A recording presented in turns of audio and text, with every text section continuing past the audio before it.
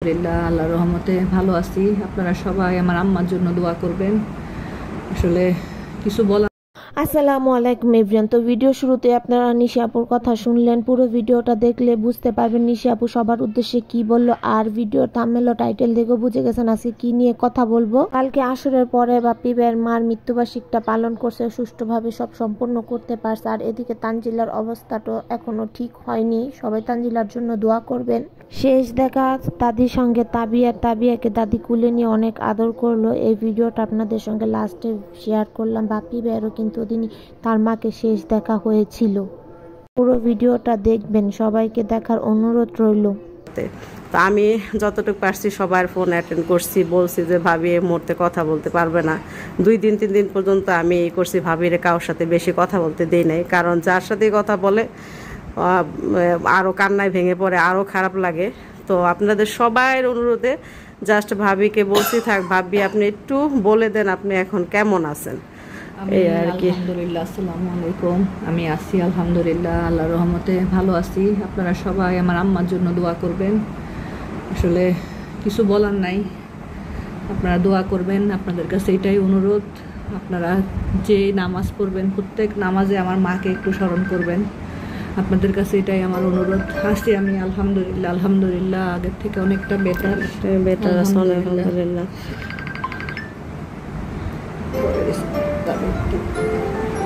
তো এই তো ভাবি মুখে একটু শুনলেন আপনারা, ভাবি শরীরটা অত একটা ভালো না।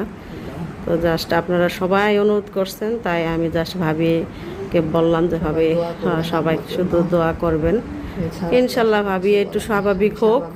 সবাই ইনশাল্লাহ খুবই আল্লাহর রহমতে আপনাদের সামনে আসবে, কথা বলবে, সবাইকে জানাবে, সবাই দেখতে পারবেন। একটু ওয়েট করেন, সবাই শুধু দোয়া করবেন ভাবির মার জন্য। আপনাদের সবারই ভালোবাসাটাই দোয়া। দোয়া আসলে চাওয়া লাগে না, আপনারা যে সবাই এই যে খবর নিতেছেন, শুধু একটু জানার চেষ্টা করুন। কি সেরকম মুখ বানা রাখবে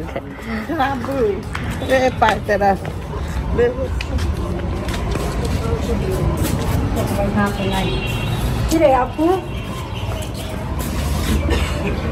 স্যান্ডেল পাই পাই পুরো স্যান্ডেল দিয়েছ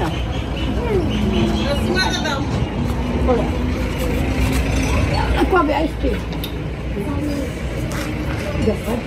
পড়ো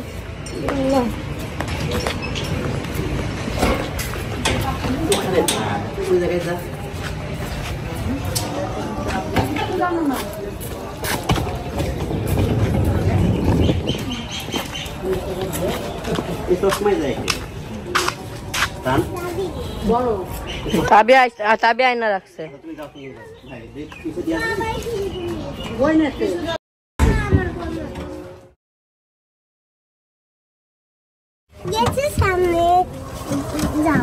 তো এই যে আব্বু তান ভালো থাকো, হ্যাঁ বা আর দাদির কথা শুনো। আচ্ছা ওকে আপু, মা গেলাম। হ্যাঁ